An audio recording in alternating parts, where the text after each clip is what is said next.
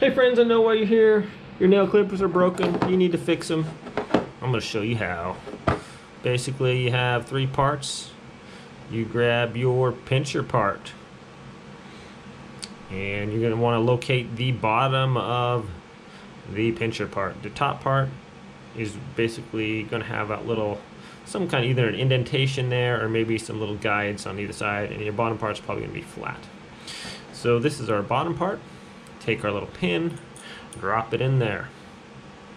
Doesn't really matter which way the pin is. Usually I like that little hook to be facing back towards the other end. You take your little handle part, you slide that under there, and then release with your hand. So I like to put my thumb on there and push that, keep that pin up while we're doing that. And that should secure your clippers in place. And they'll work just fine again until next time they come off. So thanks for watching this short video. You guys have a great day, and we'll see you next time.